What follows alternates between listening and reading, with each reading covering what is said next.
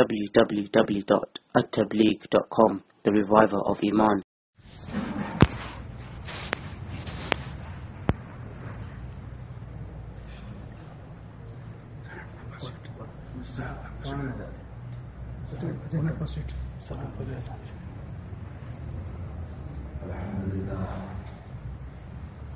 الحمد لله نحمده ونستعينه ونستغفره ونؤمن به ونتوكل عليه ونعوذ بالله من شرور انفسنا ومن سيئات اعمالنا من يهده الله فلا مضل له ومن يضلل فلا هادي له ونشهد ان لا اله الا الله وحده لا شريك له ونشهد ان سيدنا ومولانا محمدا عبده ورسوله. أما بعد، عن أبي ذر رضي الله تعالى عنه عن النبي صلى الله تعالى عليه وسلم قال رسول الله صلى الله عليه وسلم قال الله تبارك وتعالى إني حرمت الظلم على نفسي وجعلت بينهم حراما فلا تظالموا يا عبادي إنكم جائعون إلا من أطعمته فاستطعموني يا عبادي إنكم عار إلا من كسوته فاسألوني يا عبادي إنكم تخطئون بالليل والنهار وأنا أغفر الذنوب جميعا فاستغفروني إلى آخر الرواية أو كما قال صلى الله عليه وسلم. بزرگوں بھائی دوستو عزیزو، یہ روایت مسلم شریف کی روایت ہے. اس روایت کو حدیث قدسی کہا جاتا ہے. حدیث قدسی اور عام حدیثوں میں فرق یہ ہے کہ عام حدیثوں میں نبی کریم صلی اللہ علیہ وسلم کے دل پر جو باتیں لکھا ہوئی آپ نے اس کو بیان کیا. اور حدیث قدسی کا مطلب یہ ہوتا ہے کہ اللہ تعالیٰ نے معانی کو اتارا اور الفاظ رسول اللہ صلی اللہ علیہ وسلم. معانی اللہ نے نازل فرمایا، الفاظ حضور پاک صلی اللہ علیہ وسلم. اور ایک ہے قرآن.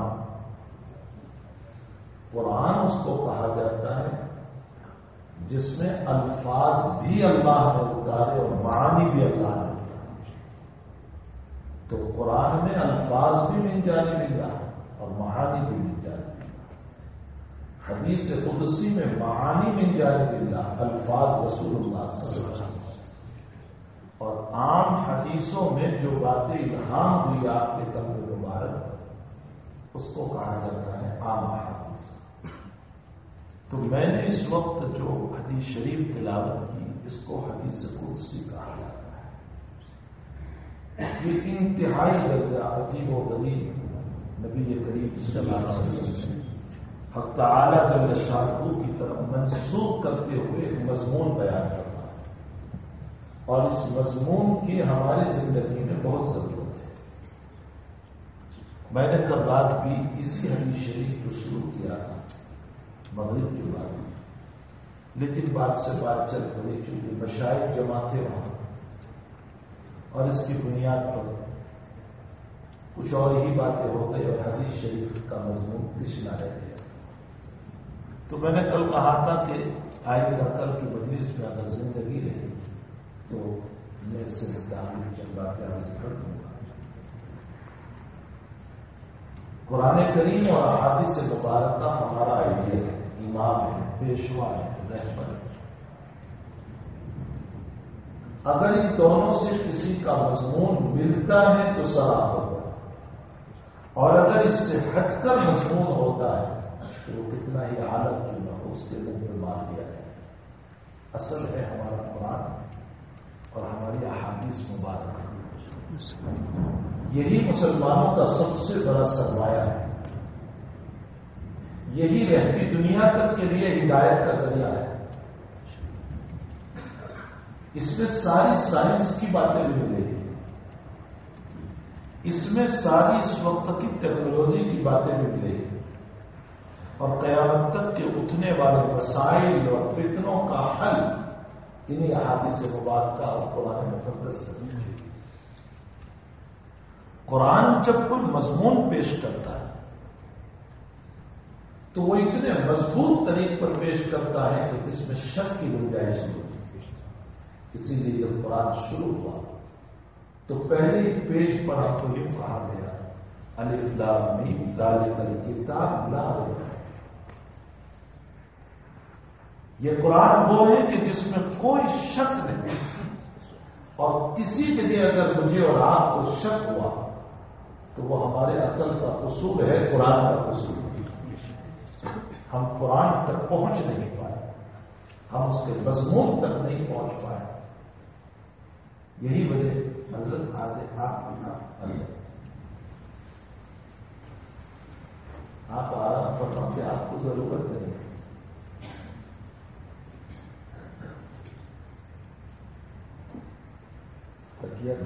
آپ اتنا نہیں آرام سے میری بات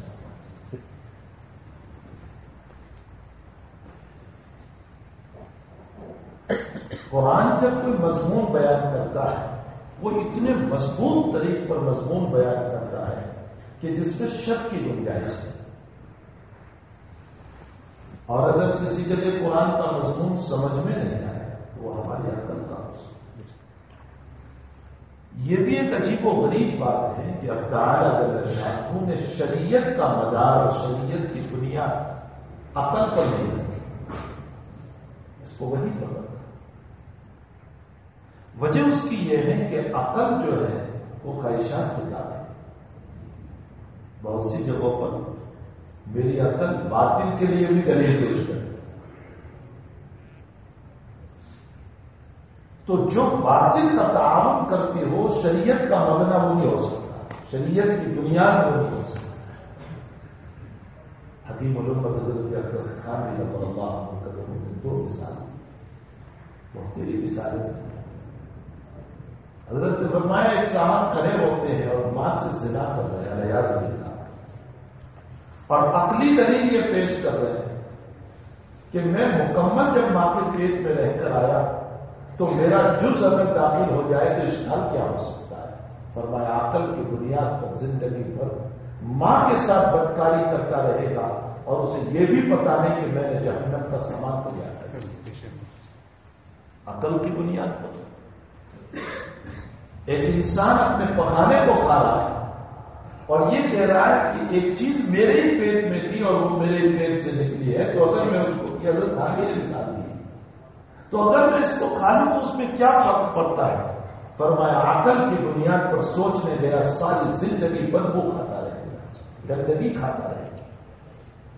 شریعت مطہرہ کی بنیاد اسی لیے تعالیٰ جل شانہ نے عقل پر بھی رکھی۔ اگر شریعت کی بنیاد عقل پر ہوتی تو زنا اور نکاح دونوں برابر ہو جائے۔ ایک انسان بھی یہ کہتا کہ یہ بھی ایک عورت ہے، یہ بھی ایک عورت ہے، اتنا ہی تو ہے کہ میں نے یہاں نکاح خواہ نہیں تھا، یہاں نکاح خواہ تھا، تو اس کی اجازت ہے تو اس کی کیوں؟ زنا کو نکاح پر قیاس کر لیتا اگر عقل پر بنیاد ہے۔ اگر شریعت کی بنیاد عقل پر ہو تو پھر مشرکین مکہ کا جملہ دے دو جب قرآن کریم نے سود کو، ربا کو حرام کیا، انٹرسٹ کو حرام کیا، تو مکہ کے مشرکین کہنے لگے عجیب و غریب ہے، انٹرسٹ میں بھی تو نفع ہو رہا ہے اور ادھر بزنس میں بھی نفع ہو رہا ہے، تو جب بزنس کو جائز کہا تو انٹرسٹ کو حرام کیوں کہا؟ احل اللہ البیع وحرم الربا، یہ کیوں ہے؟ انما البیع مثل الربا۔ عقل کے بل بوتے پر سوچا کہ انما البیع مثل الربا، تجارت کو، بزنس کو اور انٹرسٹ کو دونوں برابر کرا دیا۔ حالانکہ شریعت مطہرہ نے انٹرسٹ کی بنیاد جو ہے وہ اس بنیاد پر رکھی ہے کہ تو جس کو لے رہا ہے اس کے بدل میں کچھ نہیں، اور تجارت اور بزنس میں تو جو لے رہا ہے اس کے بدل میں چیز موجود ہے، تو بنا وجہ کے کسی کی چیز کو پیسے کو لینا یہ اس پر ظلم ہوا اور شریعت نے ظلم کو حرام کیا. بہرحال اگر عقل کی بنیاد پر مسائل کی اور شریعت کی بنیاد ہے تو پھر اس صورت میں دنیا کے مسائل ہی بدل جائیں گے. اس لیے ضرورت ہے اس بات کی کہ ہم پہلے تو اس مسئلے کو سمجھیں کہ تعالی جل شانہ نے قرآن اور احادیث مبارکہ جس کو وحی کہا جاتا ہے اسی پر شریعت کی بنیاد رکھی. قرآن جب گفتگو کرتا ہے تو اتنی مضبوط گفتگو کرتا ہے کہ کوئی قرآن کے مضمون کو چیلنج نہیں کر سکتا. تعالیٰ کے فرماتے ہیں توحید کو بیان کرتے ہوئے وَإِنَّ لَكُمْ فِي الْأَنْعَامِ لَعِبْرَةً نُسْقِيكُم مِّمَّا فِي بُطُونِهَا مِن بَيْنِ فَرْثٍ وَدَمٍ لَبَنًا خَالِصًا صَائِغًا لِلشَّارِبِينَ. فرمایا میں جو تمہیں دودھ دے رہا ہوں کس جانور کا وہ دودھ ہے؟ اگر بھینس کا ہو یا گائے کا ہو، بہرحال اس کا رنگ کچھ اور ہے، وہ کالی ہے بھینس. اس نے جو خوراک کھایا، اس نے جو کھائی وہ چیز، اس کا رنگ بھی کچھ اور ہے. تو خود جانور کا رنگ بھی الگ، اس نے جس چیز کو کھایا اس کا رنگ بھی الگ. پھر اس کے پیٹ میں بلڈ اور خون جو دوڑ رہا ہے وہ بھی سرخ اور لال ہے. پھر جس جگہ سے دودھ اتر رہا ہے وہاں پیشاب کی بھی تھیلی لگی ہوئی ہے اور وہاں گوبر بھی بھرا ہوا ہے، گندگی بھی بھری ہوئی ہے. لیکن اس کے باوجود اللہ جب تم کو دودھ دے رہا ہے تو لبنن خالصا، خالص صاف ستھرا سفید دودھ دے رہا ہے جس میں نہ بھینس کی رنگ، جس میں نہ خوراک کا رنگ، جس میں نہ بلڈ اور خون کا رنگ، جس میں نہ گوبر کی بدبو، جس میں نہ پیشاب کی آمیزش اور ملاوٹ، ان میں سے کوئی چیز نہیں ہے. صاف ستھرا دودھ تمہیں دے رہا ہے. پینے سے پہلے 2 منٹ سوچ لو. اگر تم اس کو سوچ لو گے تو تمہارے اللہ کی توحید تمہاری سمجھ میں آ جائے گی. اتنے مضبوط طور پر اللہ نے دلیل دی کہ اگر انسان انہی دلائل کو سمجھ لے. ایک جگہ اللہ تعالیٰ فرماتے ہیں ضرب اللہ مثلا رجلا فیہ شرکاء متشاکسون ورجلا سلما لرجل هل يستویان مثلا الحمد للہ بل اکثرهم لا يعلمون. فرمایا اللہ کہتا ہے میں تمہارے سامنے ایک مثال دے رہا ہوں. ایک نوکر اور غلام 2 آدمیوں کا ہے، ان کا بھی ہے ان کا بھی ہے. وہ غلام سوچتا ہے میں ان کا کام کر رہا ہوں یہ ناراض، اور ان کا کام کر رہا ہوں یہ ناراض. اور ایک غلام وہ ہے، ایک نوکر وہ ہے جو ایک ہی آدمی کا ہے. بتاؤ، اللہ ہمیں پوچھ رہا ہے بتاؤ تم کون سے غلام کو پسند کرو گے؟ ہم سب کا ضمیر اور دل یہ کہہ رہا ہے جو ایک کا ہے وہ اچھا ہے، جو 2 کا ہو وہ کتنوں کو راضی کرے گا؟ یہ راضی ہے تو یہ ناراض، اور یہ راضی ہے تو یہ ناراض. حق تعالیٰ فرماتے جب تم اپنے کام کے باب میں ایک غلام کو، ایک مالک کو پسند کر رہے ہو اور یہ سوچ رہے ہو کہ ایک مالک کا بن کر کے زندگی گزارنا بہتر ہے 2 مالک کے وہاں کام کرنے کے مقابلے میں، اللہ کہتا ہے ٹھیک اسی طرح تم دنیا کے کتنوں کے سامنے پیشانی رگڑتے رہو گے. مجھ ایک اللہ کے سامنے پیشانی رگڑ لو، میں تم سے راضی ہو جاؤں گا، دنیا بھی عطا کروں گا، آخرت بھی عطا کروں گا.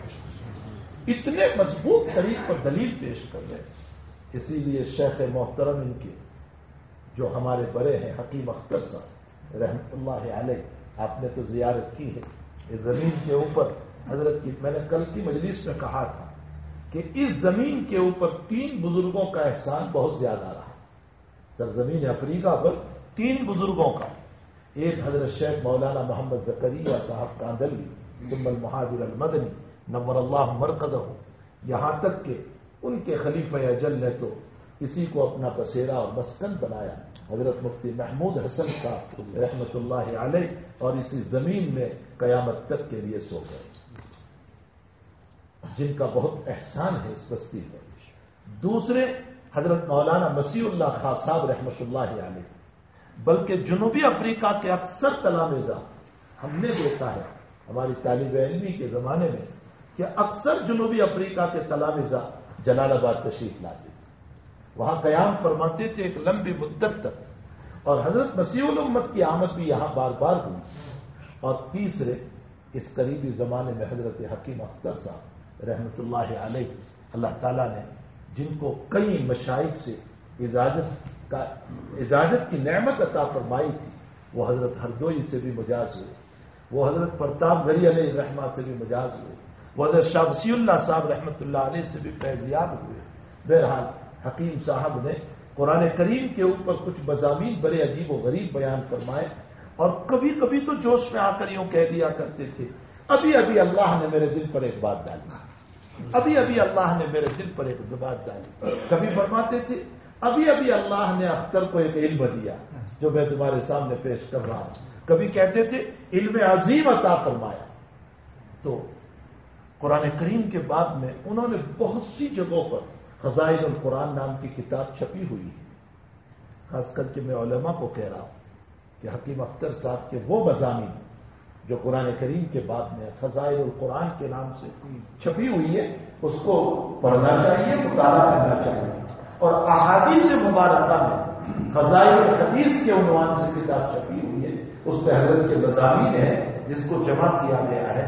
اس میں حضرت نے جگہ فرمایا قرآن کریم میں اللہ تعالیٰ کبھی خوف کا لفظ بولتا ہے، کبھی خشیت کا لفظ بولتا ہے۔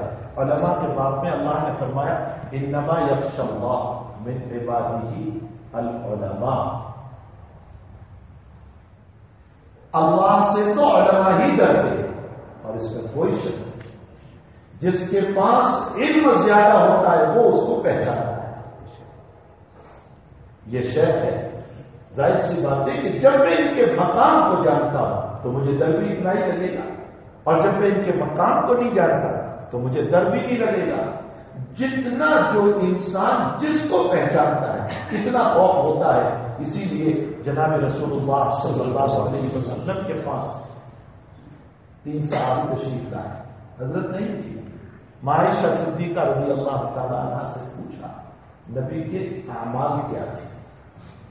عائشہ رضی اللہ تعالیٰ عنہ فرماتی اللہ کے نبی رات میں سوتے بھی ہے، جاگتے بھی، یہ نہیں کہ پوری رات۔ اور سنو، کسی ضعیف روایت میں بھی حضرت سے پوری رات کی بیداری ثابت نہیں ہے، کسی ضعیف روایت سے۔ آپ اپنے علاج کے طور پر رات بھر جاگو اور بات، اپنے ذوق کی وجہ سے رات بھر جاگو اور بات، سنت سمجھ کر، سنت اور چیز ہے اور علاج اور چیز ہے۔ تو فرمایا رات میں حضرت سوتے بھی ہیں، جاگتے بھی ہیں۔ فرمایا روزہ رکھتے بھی ہیں، نہیں بھی رکھتے، یہ نہیں کہ روزانہ روزے رکھتے تھے۔ فرمایا حضرت بیوی کے پاس بھی آتے ہیں۔ تو صحابہ کہنے لگے اللہ کے نبی تو معصوم ہے، مغفور ہے، کوئی گناہ نہیں، اس لیے حضرت رات میں سوئے تو کوئی حرج نہیں، لیکن ہمیں تو رات بھر عبادت کرنا چاہیے۔ اللہ کے نبی معصوم و مغفور ہے، کوئی گناہ نہیں، اس لیے حضرت روزے اتنے نبی رکھے تو کوئی حرج نہیں، لیکن ہمیں تو رکھنا چاہیے، ہم نے کہا ہے۔ اللہ کے نبی معصوم اور مغفور ہے، بیویوں کے پاس جائیں کوئی حرج نہیں، لیکن ہم تو بہت گنہگار ہیں، اس لیے بیویوں کے پاس بھی نہیں جانا چاہیے۔ ایک نے قسم کھا لی کہ میں ساری زندگی رات بھر نہیں سوؤں گا، ایک نے قسم کھا لی میں پوری زندگی روزے رکھوں گا، ایک نے قسم کھا لی میں ساری زندگی بیویوں کے پاس نہیں جاؤں گا۔ حضرت تشریف لائے، عائشہ صدیقہ نے مضمون پیش کیا کہ فلاں فلاں صاحب آئے تھے اور اس طرح کی قسمیں کھا کر گئے۔ حضرت کا معمول تھا دائرے بات نہیں کہتی تھی، ممبر پر تشریف لے گئے، عام بات فرماتے ماں بالا اللہ تمہیں کیا ہو گیا کہ تم اس طرح کی قسم کھاتے ہو؟ فرمایا انا اعلم واتقى، انا اعلم واتقى، سب سے زیادہ اللہ کو جاننے والا میں ہوں اور سب سے زیادہ اللہ سے ڈرنے والا بھی میں ہوں، لیکن اتنے علم کے باوجود، اس کے تعارف پہچان کے باوجود اور اس کے اتنے تقوی کے باوجود جب میں رات میں سوتا ہوں تو تم کون ہو گئے جو رات میں سوتے؟ جب میں روزے چھوڑ بھی دیتا ہوں تو تم کون ہو گئے جو نہیں سوتے، جو روزے ہر وقت رکھتے رہو؟ میں اپنی بیوی کے پاس بھی جاتا ہوں، تم کون ہو گئے جو یہ قسمیں کھا لیتے ہو کہ بیوی کے پاس نہیں جاؤ گے؟ حکیم اختر صاحب اس پر جو بات فرماتے وہ مجھے سنانا ہے۔ فرمایا اللہ سے اتنا خوف کرنا ہے کہ تم معاصی سے بچ جاؤ، اتنا خوف نہیں کرنا ہے کہ بستر پر بھی کھانپتے رہو۔ یہ حکیم صاحب کی تحقیق ہے.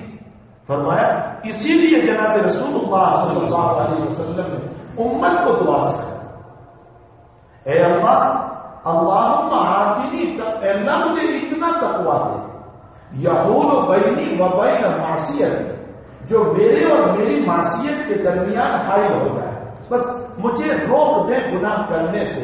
اللہ اتنا تقویٰ دینا، اتنا تیرا خوف دینا، اتنا تقویٰ نہ دینا کہ بیوی کے پاس بھی نہ جا سکے، اتنا تقویٰ نہ دینا کہ بستر پر تڑپتا رہو. اسی لیے قرآن کریم نے فرمایا وَأَمَّا مَنْ خَافَ مَقَامَ رَبِّهِ وَنَهَى النَّفْسَ عَنِ الْهَوَىٰ فَإِنَّ الْجَنَّةَ هِيَ الْمَأْوَىٰ. وَأَمَّا مَنْ خَافَ مَقَامَ رَبِّهِ، جو اپنے رب کے سامنے کھڑے ہونے سے ڈرا. وَأَمَّا مَنْ خَافَ مَقَامَ رَبِّهِ وَنَهَى النَّفْسَ عَنِ الْهَوَىٰ، اور اتنا ڈرا کہ خواہشات سے رک جائے، اتنا ڈرا کہ خواہشات سے رک جائے. قرآن بھی یہ چاہتا ہے، اللہ بھی یہ چاہتا ہے کہ اتنا اس سے نہ ڈرتے رہنا کہ تم ہر وقت خوف ہی خوف میں رہو، خوف ہی خوف میں رہو، اور ہر وقت کانپتے رہو، نماز میں بھی تمہیں بے چینی ہو، اور فلاح میں بھی بے چینی ہو، بستر پر بھی بے چینی ہو، اور راتوں میں نیند بھی حرام ہو جائے. ایسے خوف نہ کرنا، بس اتنا مجھ سے خوف مانگو کہ تم برائیوں سے بچ جاؤ، تم غلط کام سے بچ جاؤ، تم نفسانی خواہشات سے بچ جاؤ. اتنا خوف کی ضرورت ہے. اتنے خوف اس لیے جو صوفیہ یہ کہہ دیتے ہیں کہ اتنا خوف اللہ کا ہونا چاہیے کہ تمہارے بدن کے رونگتے رونگتے کھڑے ہو جائے، شاید یہ قرآن اور حدیث کے خلاف تقریر کرتا ہے. قرآن اور حدیث اتنے خوف کا مطالبہ نہیں کرتا ہے. ہاں، اللہ سے ضرور ڈرنا ہے، اللہ کا خوف کرنا ہے. تو اللہ کے حبیب پاک صلی اللہ علیہ وسلم نے فرمایا انا عالم وقت، سب سے زیادہ تو میں اللہ کو جانتا ہوں، اور مجھے معلوم ہے کہ اللہ کی شخصیت اور ذات کیا ہے، اور مجھے سب سے زیادہ خوف ہے. پھر بھی میں بیویوں کے پاس جاتا ہوں، پھر بھی میں راتوں میں سو جاتا ہوں، پھر بھی میں روزے رکھتا بھی اور چھوڑ بھی دیتا ہوں. تو اے میری امت کے افراد، تمہیں بھی اس میں غلو کرنے کی ضرورت نہیں ہے. شریعت کو غلو پسند ہے، لا تغلو فی دینکم، دین میں غلو نہ کرو. اسی لیے ہمارے بزرگان دین فرماتے ہیں جس شہر سے بیٹھ ہو وہ شہر عالم بھی ہونا چاہیے، یعنی اس کے پاس علم ہو، تاکہ وہ علم کی روشنی میں تمہاری صحیح رہنمائی کرے گا. اور اگر علم نہیں ہے، جہالت ہے، تو نتیجہ یہ ہوگا کہ جہالت کی بنیاد پر وہ تمہاری صحیح رہنمائی نہیں کر پائے گا. بہرحال میرے بھائیوں، میں نے جو حدیث قدسی پڑھی تو میں تو یہ بات سمجھا رہا تھا کہ قرآن جب مضامین پیش کرتا ہے نا، اتنے مضبوط طریق پر پیش کرتا ہے کہ قرآن کو کوئی چیلنج نہیں کر سکتا. اس لیے اللہ تعالیٰ نے اپنی توحید کو بیان کرتے ہوئے فرمایا ہے میرے بندو ان فی خلق السماوات والارض واختلاف اللیل والنہار لآیات لأولی الالباب. اور یہی وجہ ہے قرآن جب اپنی توحید کے دلائل پیش کرتا ہے نا تو آسمان کے اوپر کی باتیں نہیں کرتا، اس لیے کہ انسان آسمان کے اوپر کی باتیں سمجھ ہی نہیں سکتا ہے. وہ کیا سمجھے گا آسمان کے اوپر کی باتوں کو؟ اس لیے اللہ جب بھی توحید کے دلائل دیتے ہیں تو یہ دلائل دیتے ہیں سامنے. کبھی دلیل دی افلا ضرور ہے، لیکن کئی کو لے کر جانوروں کو دیکھو، آسمان کو دیکھو، پہاڑوں کو دیکھو، وہی الجبال کئی مصیبت، وہی الارض کئی مسوتیاں، زمین کو دیکھو ہم نے کیسے بچھا دیا. موٹی موٹی دلیلیں دیتا ہے تاکہ بہت بنتی اور فلسفے میں جانے کی ضرورت نہیں. تھوڑی سی اپنی عقل کو لگاؤ گے تو اللہ کی توحید سمجھ میں آ جائے. آسان انداز میں اللہ جل شان ہمیں اپنی توحید کو سمجھاتا ہے. تو کبھی کہتا ہے رات کے آنے میں، دن کے جانے میں، دن کے آنے میں، رات کے جانے میں میری عبرت کے دلائل، میری توحید کے دلائل. پھر اللہ کہتا ہے میں نے تم کو کچھ جانور دیے، ان جانوروں کا کام یہ ہے کہ کچھ جانور تمہارا بوجھ اٹھاتے، تمہاری گاڑیاں کھینچتے، کچھ جانور وہ ہیں جو اپنا گوشت تمہیں پیش کرتے اور تمہارے لیے ذبح ہو جاتے ہیں، اور کچھ جانور وہ ہیں زینہ. اللہ تعالیٰ نے زینت کا لفظ استعمال کیا. کچھ جانور وہ ہیں جو تمہاری دلوں کی تسکین کے خاطر، تمہارے سکون کے خاطر، تمہیں اچھا لگانے کے لیے تمہارے گھروں کے پنجروں کے اندر اب قید ہو کر کے اپنی زندگی پوری کر دیتے ہیں. ہم جو بہت سارے پرندے گھر میں پال لیتے ہیں ہماری تسکین کی خاطر، وہ اپنی زندگیاں پوری کرتے تھے. فرمایا تم میرے باغی بنتے ہو لیکن میرے جانور تمہارے باغی نہیں بنتے.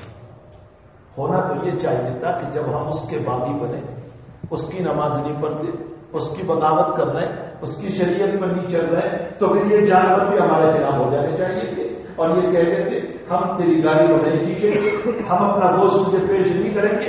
یہ بھی بغاوت پر اتر جاتے، لیکن ان میں سے کوئی جانور بغاوت پر نہیں اترتا.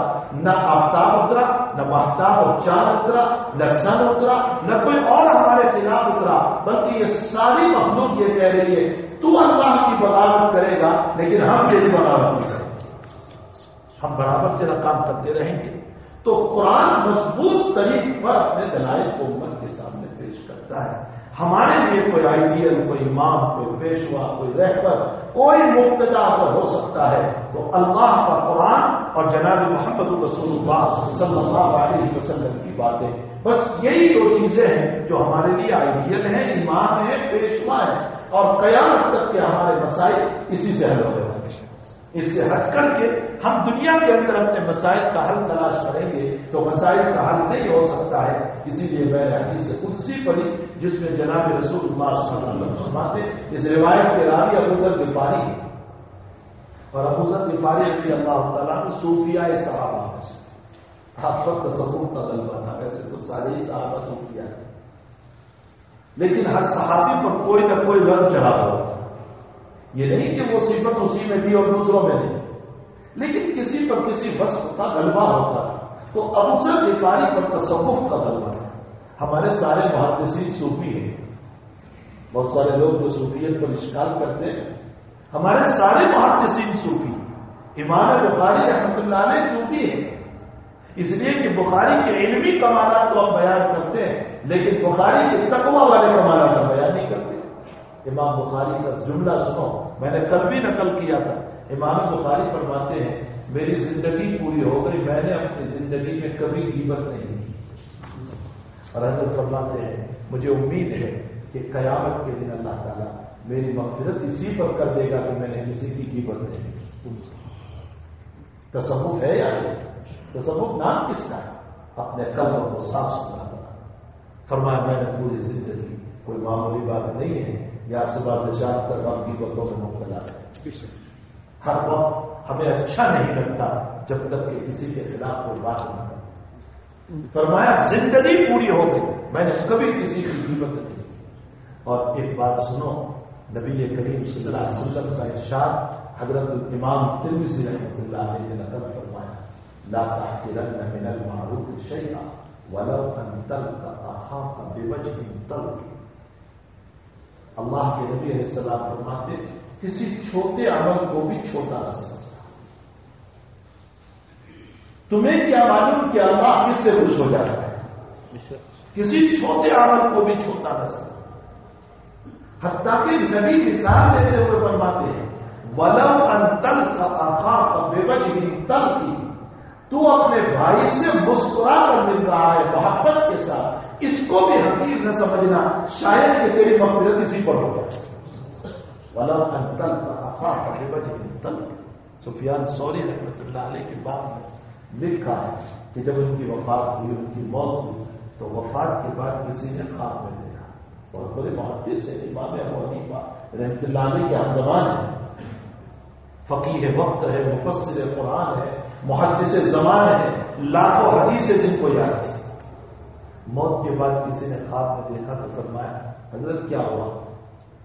فرمایا امیدیں لے کر گیا تھا کہ حدیث پر بخشش ہو جائے، تفسیر پر ہو جائے، فقہ پر ہو جائے، لیکن عجیب و غریب اللہ کے دربار میں پیشی ہوئی. اللہ نے فرمایا سفیان تیرا ایک چھوٹا سا عمل میرے پاس ہے، وہ مجھے اتنا پسند آیا کہ اسی کی بدولت میں تجھے معاف کرتا ہوں. تو حضرت سفیان فرماتے ہیں کہ میں نے پوچھا وما ہی ہے یا ربی، وہ چھوٹا سا عمل کیا ہے آپ مجھے بتائیے باری تعالیٰ. تو فرمایا تو ایک مرتبہ حدیث شریف لکھ رہا. اس زمانے میں لکڑی کے قلم ہوتے تھے، تو نے روشنائی میں قلم ڈبوئے اور حدیث شریف کو لکھنے لگا. ابھی قلم ڈبویا اور نکالا، اتنے میں مکھی آئی اور روشنائی پر بیٹھ گئی. تو نے یہ سوچا کہ بیچاری پیاسی ہے، پی لینے سے 2 منٹ کے لیے تو رک گیا، اور جب مکھی اڑ گئی تو پھر تو نے حدیث لکھنا شروع کیا، تو نے میری چھوٹی مخلوق پر رحم کیا تھا، اسی کی بدولت میں تجھے معاف کرتا ہوں۔ اسی کو فرمایا جناب رسول اللہ صلی اللہ علیہ وسلم نے، کسی چھوٹی نیکی کو بھی چھوٹی نہ سمجھے، لا تحقرن من المعروف شیئا۔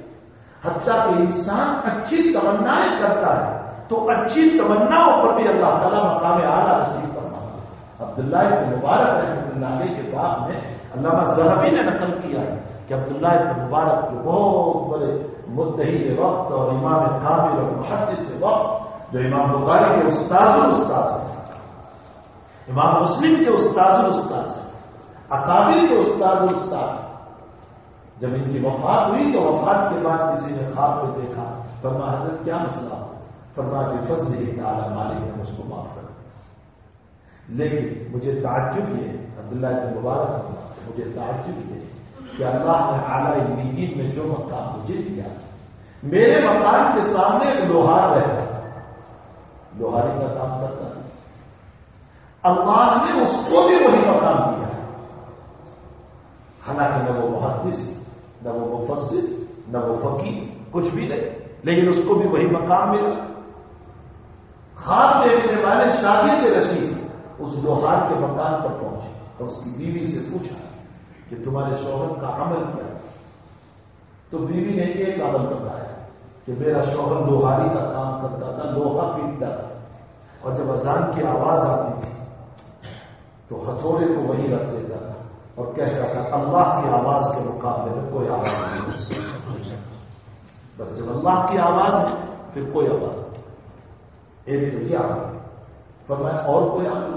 فرمایا اور عمل، میرا شوہر رات میں سوتا تھا تو ہمارے یہ مکان کے سامنے جو مکان ہے وہ عبداللہ بن مبارک کا مکان، عبداللہ بن مبارک رات کے آخری پہر میں کھڑے ہو کر نماز میں قرآن پڑھتے تھے، زور سے میرا شوہر سنتا تھا، آنکھ کھل جاتی تھی تو دل میں یہ کہتا تھا اے اللہ دن بھر کا تھکا ہوں، روزی روٹی کی وجہ سے مجھے کام کرنا پڑتا ہے، اگر مجھے بھی اسی طرح فرصت ہوتی جو عبداللہ بن مبارک کو ہے اور میں تھکا ہوا نہ ہوتا تو اللہ میں بھی رات میں اٹھ کر اسی طرح قرآن پڑھتا جیسے عبداللہ بن مبارک پر میں۔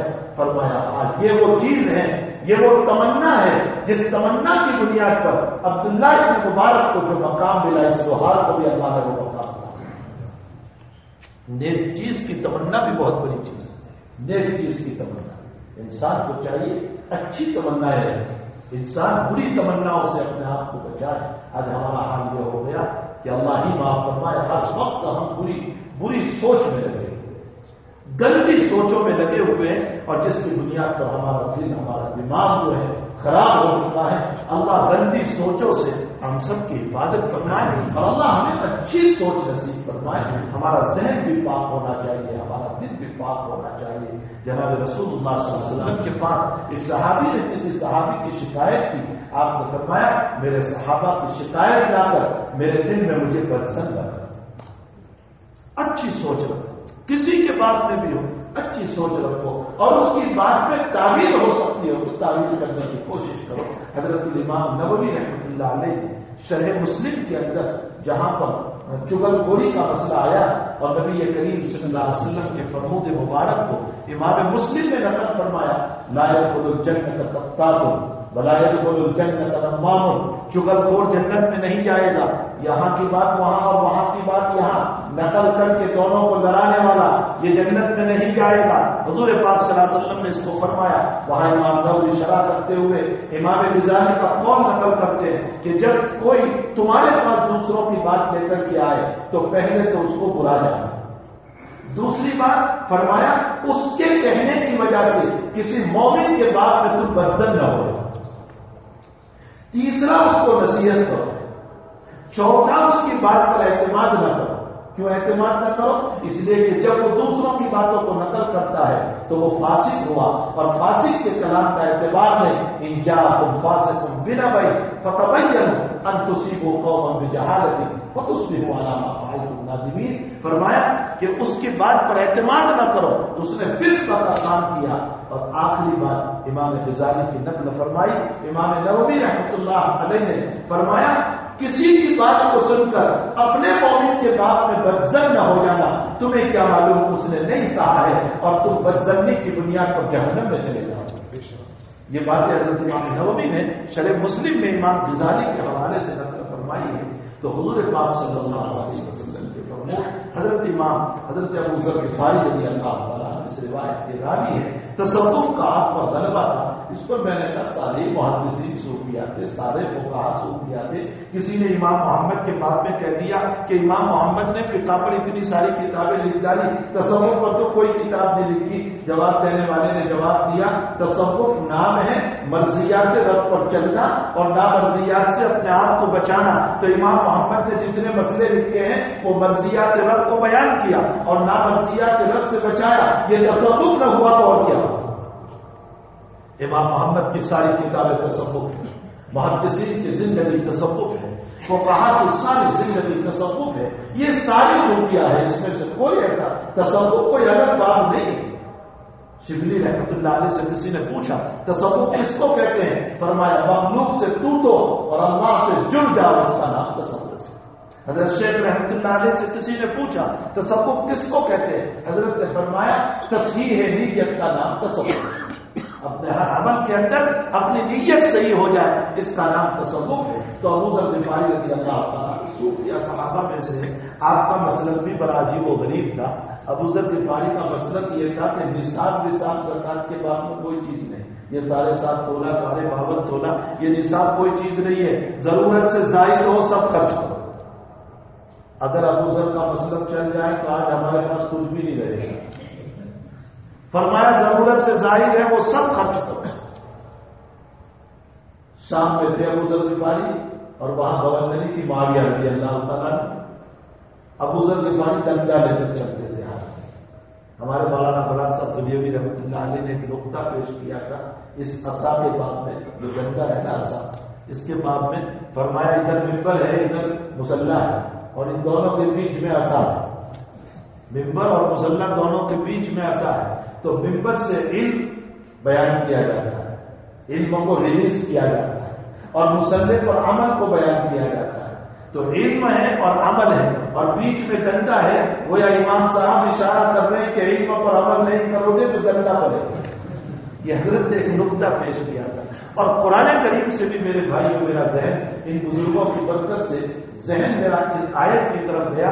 اللہ تعالیٰ نے قرآن کریم میں فرمایا ان الذین یتلون کتاب اللہ واقاموا الصلاۃ، جو لوگ قرآن کریم کی تلاوت کرتے ہیں اور نماز قائم کرتے ہیں اور زکات ادا کرتے ہیں، یرجون تجارۃ لن تبور، امید ہے کہ انہوں نے وہ تجارت کی جو کبھی ہلاک ہونے والی نہیں ہے، یعنی دنیا میں اعمال کے بدلے میں اللہ وہ دائمی جنت دینے والا ہے۔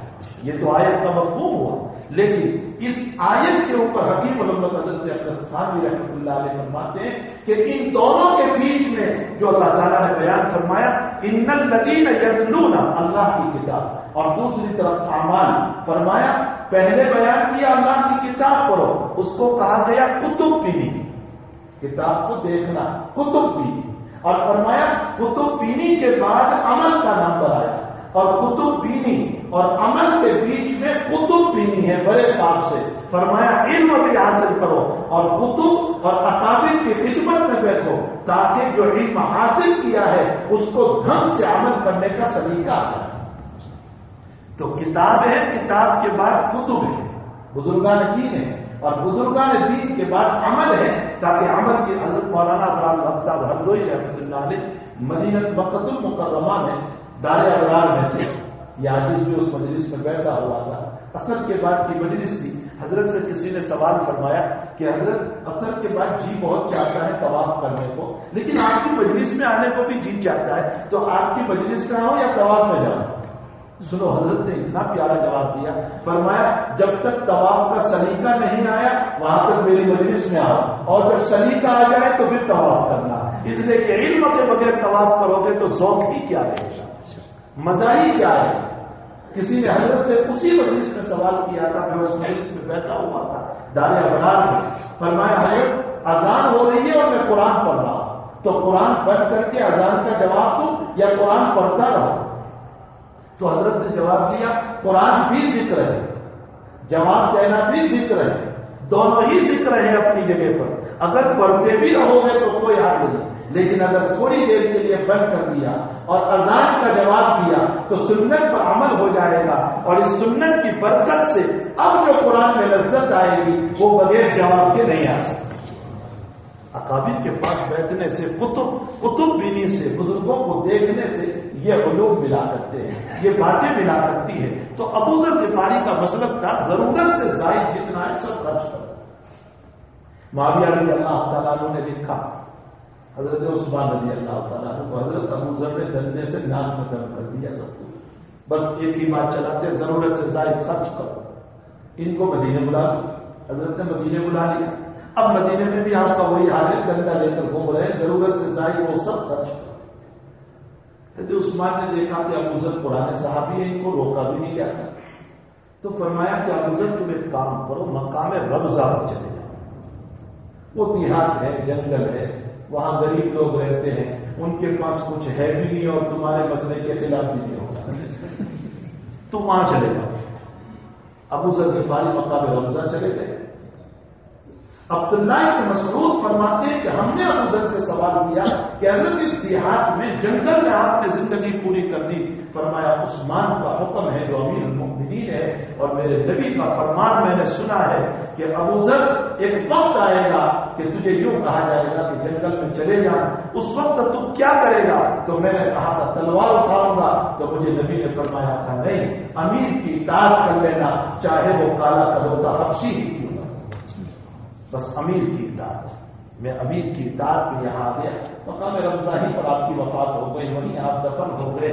ابو ذر غفاری اس حدیث شریف کے راوی فرماتے ہیں کہ رسول اللہ صلی اللہ علیہ وسلم نے فرمایا، اللہ جل شانہ فرماتے ہیں حدیث قدسی، یا عبادی انی حرمت الظلم علی نفسی، اور میرے بندو میں نے اپنی ذات پر ظلم کو حرام کر رکھا ہے، میں کسی پر ظلم نہیں کرتا. اور میں قیامت میں اللہ کہتا ہے میں کسی پر ظلم کرنے والا ہوں. ان اللہ لیس بظلام للعبید، اللہ تعالیٰ ذرہ برابر کسی بندے پر ظلم نہیں کرتا، بلکہ اللہ نے تو اپنے عرش کے اوپر لکھا ہے. میں اور آپ اپنے مقام پر لکھتے ہیں ھذا من فضل ربی، میں اور آپ اپنے مقام پر لکھتے ہیں ماشاء اللہ، میں اور آپ اپنے مقام پر لکھتے ہیں الحمدللہ. اور ہمارے جل مجدہ نے کیا لکھا ہے اپنے عرش کے اوپر؟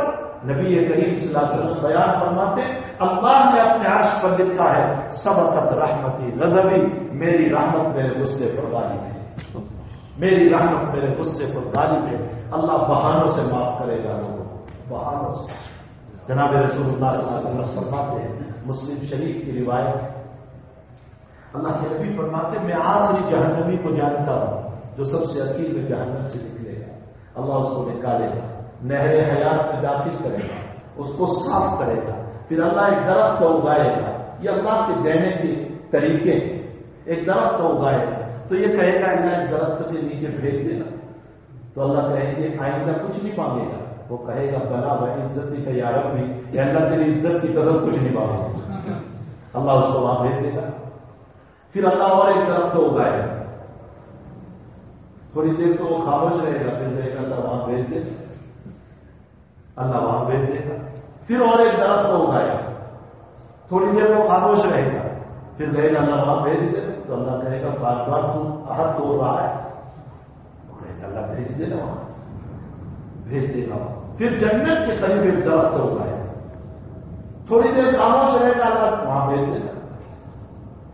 اللہ کہے گا اچھا جا. اب وہ جنت کی چہل پہل کو دیکھے گا تو اللہ سے کہے گا اللہ اندر ہی بھیج دے گا. نبی کریم صلی اللہ علیہ وسلم بیان فرماتے ہیں. عبداللہ بن مسعود اس حدیث شریف کو بیان کرتے ہوئے فرماتے ہیں مسلم شریف میں، تم مجھے پوچھتے نہیں، اپنے شاگردوں کو کہہ رہے تم مجھے پوچھتے نہیں کہ میں ہنستا کیوں. اس حدیث کو بیان کرتے ہوئے شاگردوں نے فرمایا حضرت آپ کیوں ہنس رہے ہیں؟ فرمایا میرا نبی اس حدیث کو بیان کرتے ہوئے ہنستا. اسی لیے علماء نے لکھا ہے حدیث مسلسل زہر ہے یہ روایت، لیکن تسلسل زہر کا چلان ہے. پھر اللہ کے نبی علیہ السلام سے ہم نے پوچھا کہ اللہ کے نبی آپ کیوں ہنس رہے ہیں؟ تو اللہ کے نبی نے فرمایا میرا اللہ اس کو بیان کرتے ہوئے ہنس رہا ہے. اللہ کیوں ہنسے گا؟ اس جنتی کے جملے پہ جب اللہ یہ کہے گا کہ کیا یہ جنت میں نے تجھے دے دی اور 10 دنیا کے برابر میں نے تجھے جگہ دی. اشرف و مثال ہے 10 دنیا کے برابر، 10 ساؤتھ افریقہ کے برابر نہیں، 10 جنت 10 دنیا کے برابر. تو وہ بندہ اپنے تخیل میں یوں کہے گا، یوں سوچے گا کہ اللہ میں تو اخیر میں آیا ہوں، مجھ سے پہلے سارے لوگ جنت میں چلے گئے ہیں، میرے لیے کہاں جگہ ہوگی. تو وہ اپنے تخیل پر اللہ کو یوں کہے گا اتستخرونی وانت مالک. اللہ اس پر ہنسے گا. وہ کیا کہے گا کہ اللہ تو بادشاہ ہو کر مجھ سے مذاق کر رہا ہے. وہ بات بھی کیسے کر رہا ہے اللہ سے؟ تو بادشاہ ہو کر دنیا میں کوئی اپنے شیخ کے سامنے یہ جملہ بول کر کے تو دیکھے، وہاں مالک کے سامنے بول رہا ہے اس لیے کہ سبقت رحمتی نظر، میری رحمت میرے غصے پر غالب ہے. وہ کہے گا اللہ مجھ سے تو مذاق کرتا ہے بادشاہ ہو کر، بادشاہ تو کبھی مذاق نہیں کرتا. تو اللہ کیا جواب دے گا؟ میرے بندے میں مذاق نہیں کر رہا ہوں، تو جا کر اندر دیکھ تو صحیح. وہ جائے گا، اس کو اتنی جگہ ملے گی. اب اللہ اسے کہے گا تمنا کرو. وہ تمنا، اگر آپ کو یہ کہا جائے تمنا کرو تو آپ کیا تمنا کرو؟ سونے کا بنگلہ، چاندی کا بنگلہ، 2-4 بیویاں ہو، کتنی تمنا ہماری ہو. اس کی تمنائیں پوری ہو جائے گی تو اللہ خود اس کو کہے گا یہ بھی مانگ، یہ بھی مانگ، یہ بھی مانگ. اللہ خود ہی اس کو بتاتا جائے گا، حتیٰ کہ اخیر میں اللہ کہے گا میری زیارت بھی مانگ دو، میرا دیدار بھی مانگ. اللہ خود ہی یہ آخری جو جہنم سے نکلنے والا ہے، سب سے اخیر میں جہنم سے اللہ اس کو یہ مقام دینے والا ہے. تو جو اللہ سے ڈرنے والا ہوگا اللہ اس کو کتنا اونچا مقام ہوتا ہے.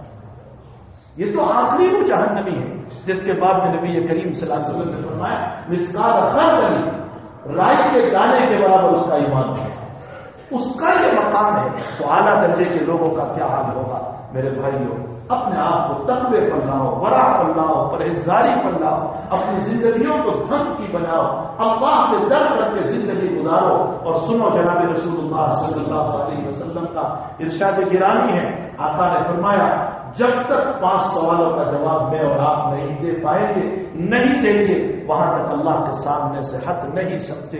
یہ حدیث ہمیں بہت ڈرانے والی روایت ہے. پہلا سوال ہوگا ان عمرہ فیما افناہ، ہم نے تم کو عمر دی تھی، کہاں تو نے خرچ کی. مشکل ہو جائے گا، بولنا آسان ہے. ہم نے تم کو عمر دی تھی، کہاں خرچ کی. دوسرا سوال ہوگا وعن شبابہ فیما افناہ، ہم نے تجھ کو جوانی دی تھی، بہت جوان رہتے ہوئے ہم نے تم کو جوانی دی تھی.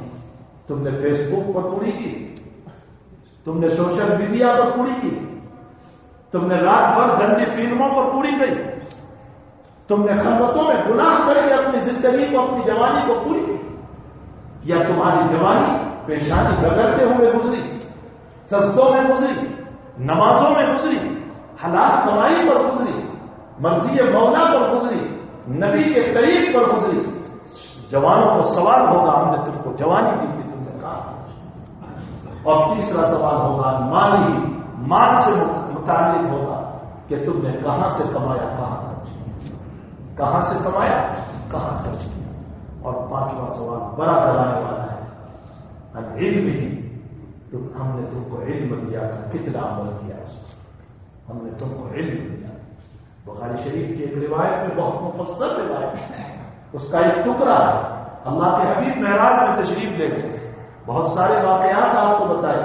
ان واقعات میں ایک واقعہ یہ بھی بتایا کہ ایک انسان کے سر پر پتھر مارا جاتا ہے اور سر کے 2 ٹکڑے ہو جاتے ہیں، پھر پتھر مارا جاتا ہے، پھر 2 ٹکڑے ہو جاتے ہیں.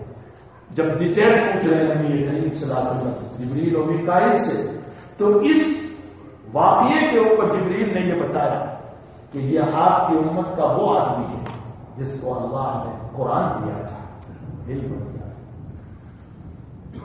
ہمارے لیے رونے کی قرآن دیا، علم دیا، راتوں میں سوتا رہا اور دن میں عمل نہیں کیا. جو آپ کی امت کا عالم اس پوزیشن میں آئے گا، قیامت میں جہنم میں اس کو یہ عذاب ہوگا. ایک آدمی کو سیزر سے کاٹا جا رہا، یہاں سے کاٹتے تھے، پھر یہ جبریل سے پوچھا یہ کیا ہے؟ فرمایا یہ آپ کی امت کا وہ باعزت آدمی، شریف آدمی جو شرافت کے پردے میں جھوٹ بولتا تھا، شرافت کے پردے.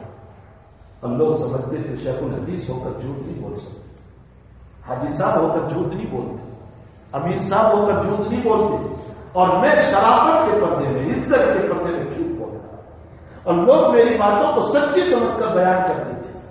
فرمایا یہ آپ کی امت کا جو فرد ہوگا اس کے عذاب کا سیمپل ہے، یہ اس کا نمونہ ہے جو بتایا ہے. ایک تنور ہے جس کے نیچے آگ بھڑکتی ہے اور جب جوش مارتی ہے تو ننگے مرد اور ننگی عورتیں اوپر آتی ہیں. فرمایا جبریل یہ کیا ہے؟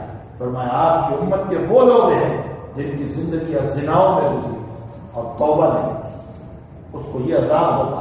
ایک تو آگ ہے اور پھر آگ کے بیچ میں تنور ہے اور تنور کے اندر اس کو برہنا کر کے ڈالا جائے گا. اللہ ہم سب کی حفاظت کروائے. اس لیے میرے جوانوں اپنی جوانی کو گندی نہ کرو. دوسری روایت میں جناب رسول اللہ صلی اللہ علیہ وسلم نے فرمایا، عجیب و غریب آپ کے مضامین ہیں، ان مضامین کو سوچو اور اس پر عمل کرو. اللہ کے حبیب پاک صلی اللہ علیہ وسلم فرماتے ہیں شباب قبل حرم، تیری جوانی کو غنیمت سمجھ لے بڑھاپے سے. بڑھاپا آ جائے گا تو سنت کے مطابق عبادت کرنا چاہے گا تو بھی نہیں کر پائے. ہمارے حضرت شیخ یونس صاحب رحمۃ اللہ علیہ رحمۃ واسعہ حضرت نے اپنے بڑھاپے میں ہمیں خطاب کر کے یوں کہا تھا، حنیف جوانی ہے، سنت کے مطابق نماز پڑھ لو. دیکھو ہمارا بڑھاپا آ گیا، ہم کھڑے ہو کر قرات کرنا چاہیں تو بھی نہیں کر پاتے، ہم سنت کے مطابق رکوع سجدہ کرنا چاہیں تو بھی نہیں کر پاتے. فرمایا جوانی ہے، سنت کے مطابق عبادت کر لو، بڑھاپے میں چاہتے ہوئے بھی نہیں کر پاؤ. اپنے شباب اور جوانی کو غنیمت جانو، بڑھاپے سے پہلے وہ حیات قبل موت، اور اپنی حیات کو غنیمت جانو اپنی موت سے پہلے.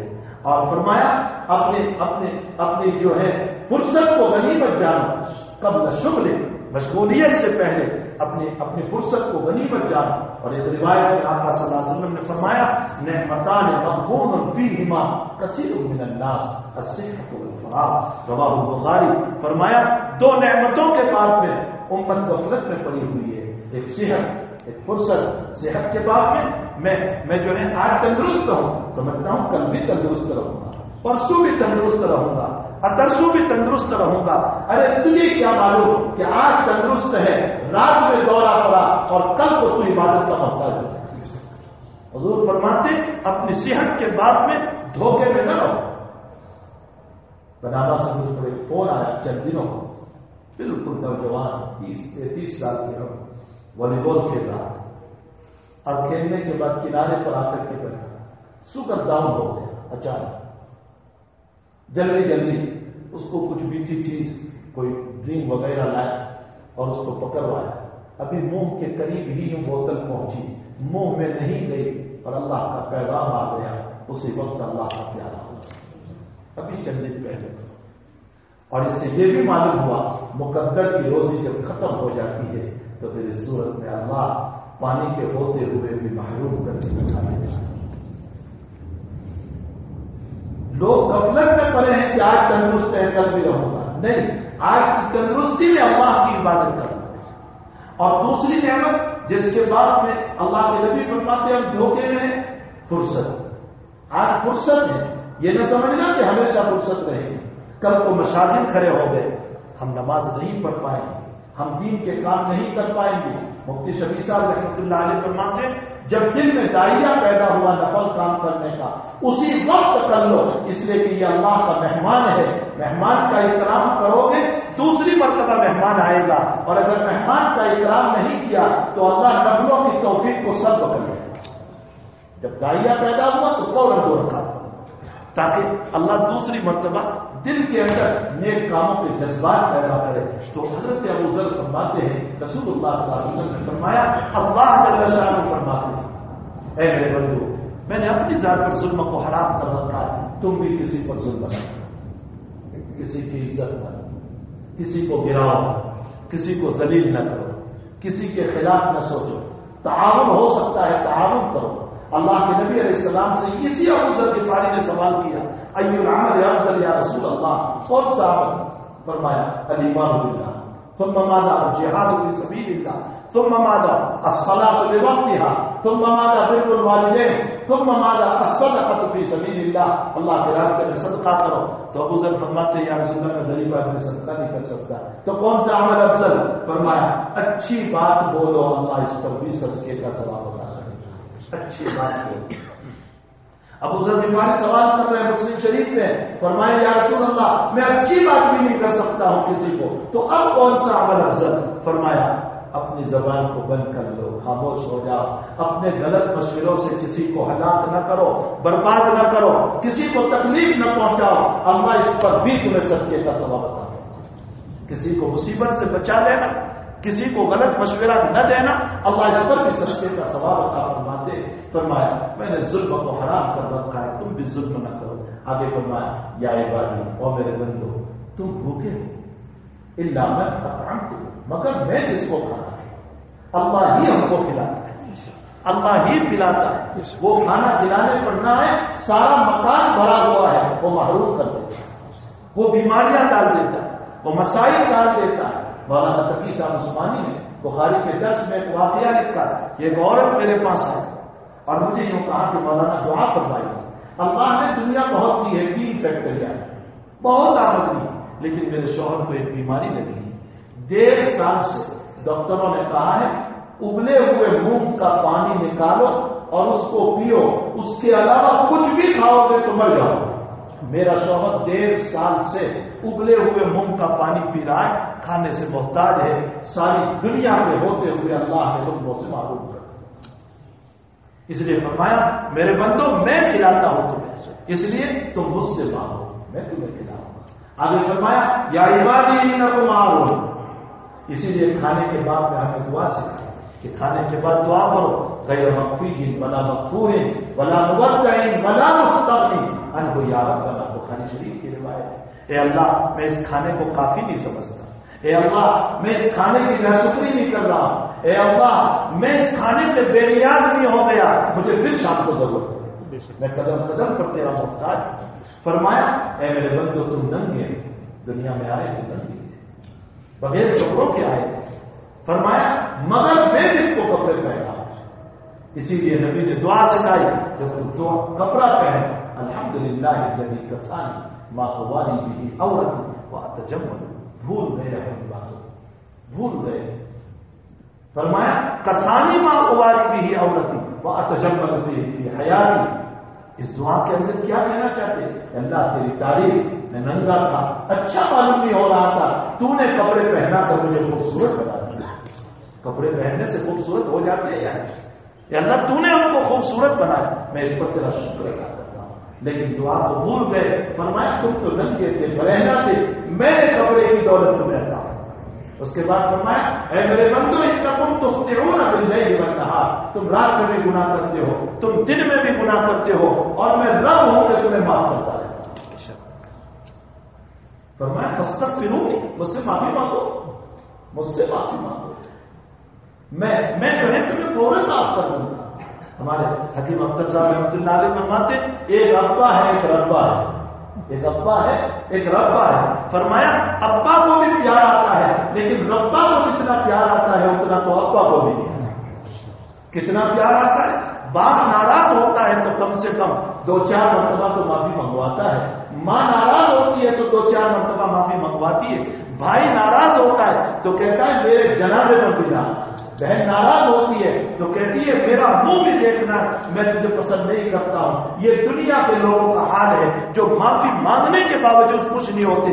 اور میرا رب یہ کہہ رہا ہے خلوت میں بیٹھ کر ایک 7 سال کے کافر اگر تو شرک اور کفر سے بھی معافی مانگے گا میں 2 منٹ میں راضی ہو کر تجھے جنت عطا کروں. وہ رب ہے. اس رب کو منانے کی، اس سے تعلق رکھنے کی ہمیں بہت ضرورت ہے. فرمایا تم گناہ کرتے ہو رات میں دن میں تم کو معاف کرتا رہتا ہوں، مجھ سے معافی مانگو میں تمہیں معاف کروں گا. آگے فرمایا اے میرے بندو تم سب کے سب پاکیزہ دل لے کر کے بیٹھ جاؤ پوری دنیا. فرمایا میری خدائیت میں کوئی زیادتی نہیں ہو سکتی. کیا اشارہ فرمایا؟ اشارہ فرمایا اپنی عبادتوں پر ناز نہ کرنا. میری نماز، میرا روزہ، میری زکات، میرا صدقہ، ناز نہ کرنا. حضرت خانوی فرماتے وہاں ناز نہیں چلتا، نیاز چلتا ہے. نماز پڑھ کے بھی اللہ سے کہو اللہ تیری توفیق نہ ہوتی میں نہیں کر سکتا. صدقہ دے کر بھی کہو تو اگر نہ چاہتا میں نہیں دے سکتا تھا. فرمایا وہاں نیاز چلتا ہے. اور جب بندہ عبادت کر کے اللہ کو کہتا ہے تیری توفیق سے ہوا تو روایت میں بخاری شریف میں ہے اللہ یہ کہتا ہے نہ میرے بندے تو نے کیا ہے میری طرف تو منسوخ کرتا ہے جب میں نے تجھ کو اسی پر معاف کر. اور جب بندہ یوں کہتا ہے میں نے کیا تو اللہ کہتا ہے توفیق تو میں نے دی تجھ کو اور اپنے اوپر اتنا رہا ہے تیری عبادت تیرے منہ پر میں واپس کرتا ہوں.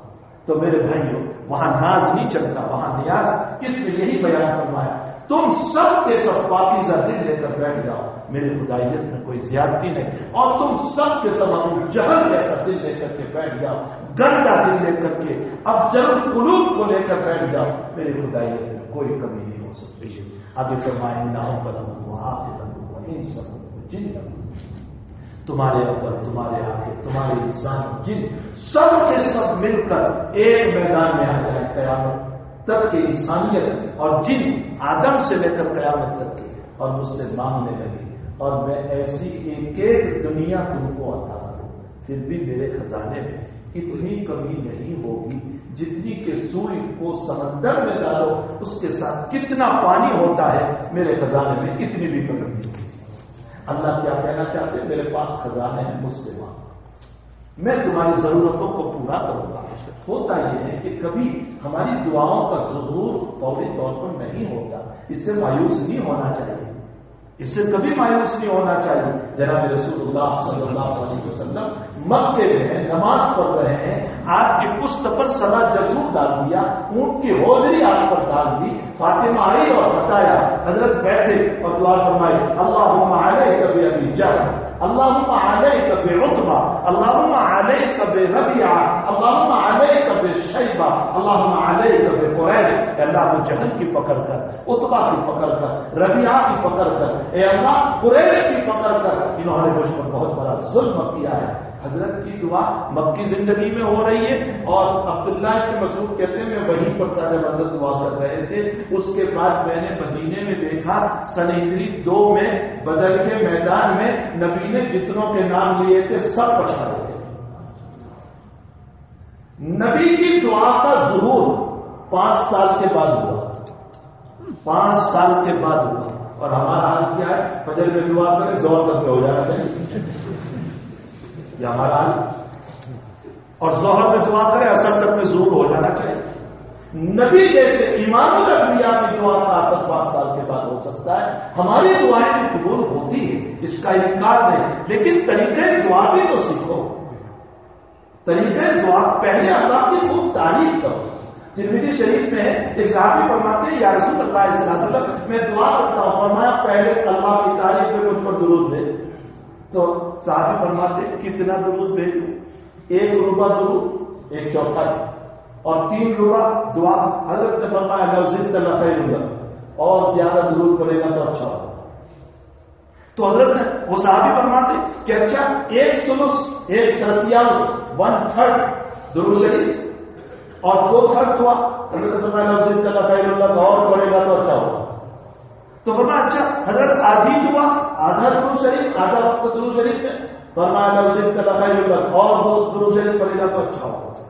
فرمایا حضرت 2/3 درود شریف اور 1/3 دعا فرمایا لو زدت لخیر لک اور زیادہ درود پڑے تو اچھا ہوگا.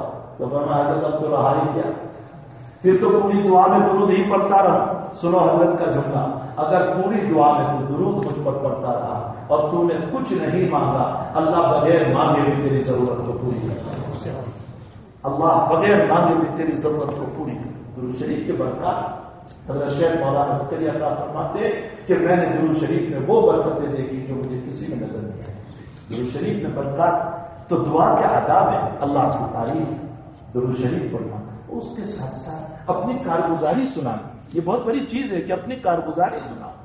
حضرت نوح علیہ السلام نے کارگزاری سنائی ربی انی دعوت قومی لیلا ونہارا فلم یزدہم دعائی. اللہ میں نے ان کو رات میں بلایا دن میں بلایا علانیہ بلایا خصوصی درس کیا عمومی درس کیا. اللہ انہوں نے اپنے کانوں میں پردے ڈال دیے اپنے چہرے پر کپڑا اپنی کارگزاری سنائی پھر دعا فرمائی اور فی الحال ڈال دی. یا تو بیٹھتے کہ اپنے 56 کروڑ کا چوتھائی مل جائے تو کیسے دعا کے آداب ہے، طریقے ہیں، اس طرح کا دعا کرو، ہماری دعائیں بھی ضرور قبول ہوگی. اللہ جل شانہ ہم تمام کو محمد رسول اللہ صلی اللہ علیہ وسلم کی مبارک طریقوں پر چلنے کی توفیق عطا فرمائے. اللہم صل وسلم www.attableek.com, the reviver of